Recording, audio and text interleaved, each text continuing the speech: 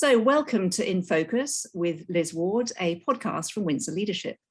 I'm delighted to be joined today by Vijaya Nath, who is a trustee, a chair and facilitator for Windsor Leadership, and is Director of Contemplative Spaces. Good morning, Vijaya. Hi, good morning, Liz. Nice to be here.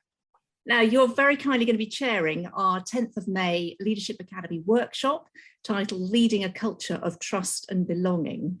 Now, I know that during the workshop, we're going to be exploring life through different lenses, considering the value of leading inclusively to build organisational strengths and resilience, well-being for all.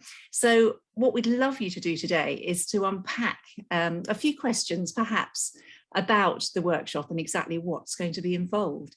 But first of all, can you give us a quick 30-second resume of who you are for those who perhaps don't already know?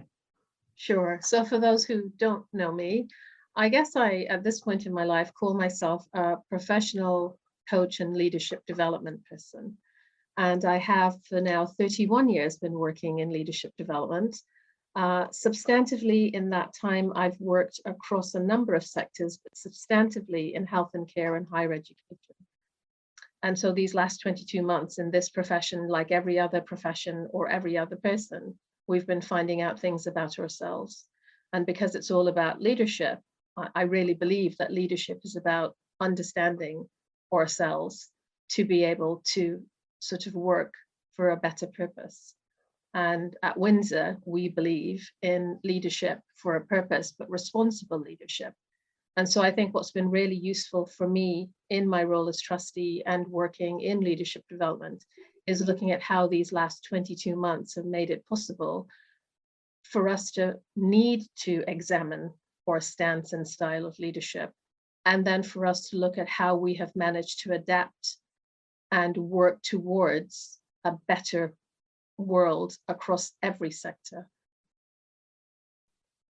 So Vijaya, what in your view constitutes a culture of belonging? I think that's a question. What constitutes a culture of belonging that leaders of all types need to engage with after the last 22, 24 months we've had? So my answer is quite personal. For me, a culture of belonging is about creating space, and space to listen to opinions and views, if I think about leadership, that may not be mine. So creating a culture of belonging is around, for me as a leader, being able to take notice and listen to and create space for understanding what that means for different people. So what can be the barriers to belonging? So for me as a leader, discovering what the barriers to belonging can be is through asking yourself the question as a leader or a leadership team, what are people not telling us? So I think courage to invite that conversation. Yeah. I think the other thing is creating a space.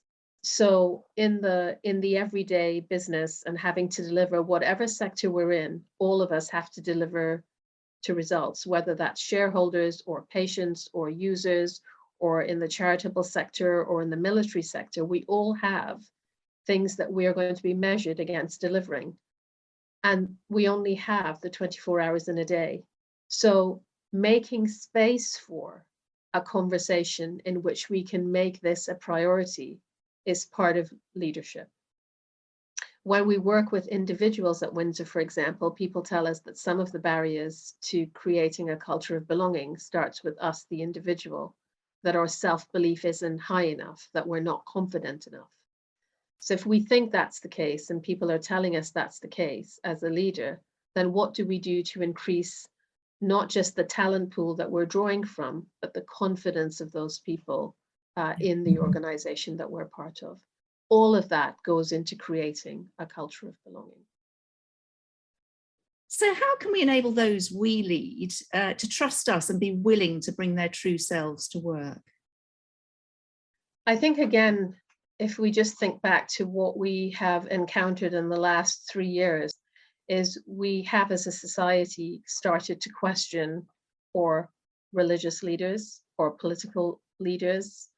We've questioned the treatment of women. We've questioned the treatment of people who are different because of their ethnicity. And I think all of these issues have been amplified in the current crisis through the pandemic. So I think pre this period, we could say that the criteria by which we trust people, maybe we trust people who are like us, we trust people based on their work, or we trust people because we believe we know their character. I think now we're needing to personally recalibrating what we mean by trust, and how do we learn to trust people that are not like us or who are different to us or whose experience is different. It must be through intentionally listening and learning about the things that we don't know and understand. And I think if there's one insight that has come, is a lot more conversation around learning to trust through being open to discovering that there are things we simply didn't know. I think it's easy to say we want people to bring their true selves to work, but what makes people able to bring their true selves to work is when they can see in the leaders around them people who are authentic, who can say, I'm having a bad day, therefore that means you can say, I'm having a bad day. So an example of this is recently we had discussions post the death of George Floyd at Windsor with leaders who came into that space to just question, what did we learn about ourselves at that point in time? And I think one of the most authentic things that I heard in that room on that day was someone saying, I truly didn't know what the lived experience of people in my organization who come from Black and visible ethnic minority backgrounds faced until I saw the reaction globally and in my company to that death. And that made me think that up until now, I thought I had empathy for things, but I really didn't understand what that experience was, because what happened at that moment meant I had to go and find out. And I think, therefore, there are times in our learning as leaders that are not just, going on a leadership development program, but more through the everyday lived experience of how we move through life. And I think we've just gone through a very powerful period in our lives as leaders where we can really go back and look at this big thing called trust. How do we make steps towards creating that and creating a culture in which people feel they can start to trust again?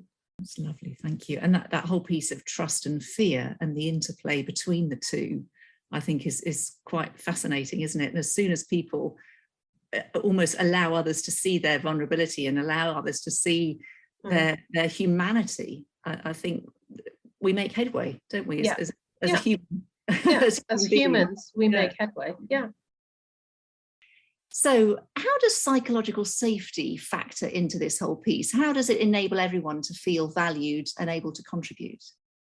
I think psychological safety, which is a term that we hear much more about now, for me, when I think of that, it's around the responsibility for leaders is around creating a climate and an environment where people are able to, without fear of recriminations, talk about the experience, the piece of work they've done, even where they've made an error, in such a way that it becomes a learning event. And that means I'm on one level free to be myself in terms of doing the work at the rate and pace. If we think of, an instance that might happen where something went wrong, on that level, psychological safety means we use that experience as a learning event. Psychological safety is also about being able to have my identity and bring that to work and not have to cover it up because the culture of the organization or the part of the organization that I'm in requires us to be a certain way. And it's that element of psychological safety that I think we're seeing a lot more attention being paid to now. A recognition that we can have diversity of leadership styles, and that there isn't there's not a cookie cutter that we're going to apply to a person and say, this is it.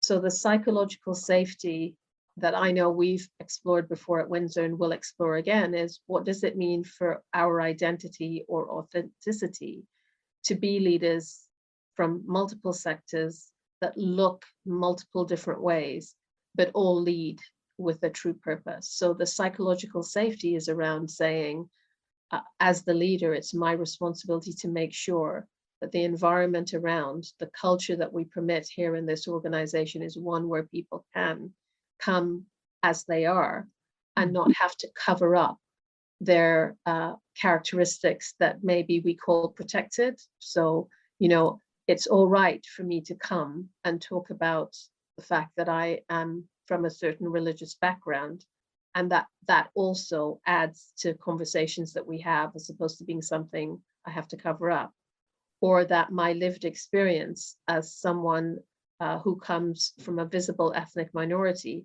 is as valid as someone whose experience is from the majority culture in the workplace. So that for me is what psychological safety means. And I think we say it's a responsibility of the leader, but in fact, it's all our responsibilities to create a culture in which psychological safety is something we value.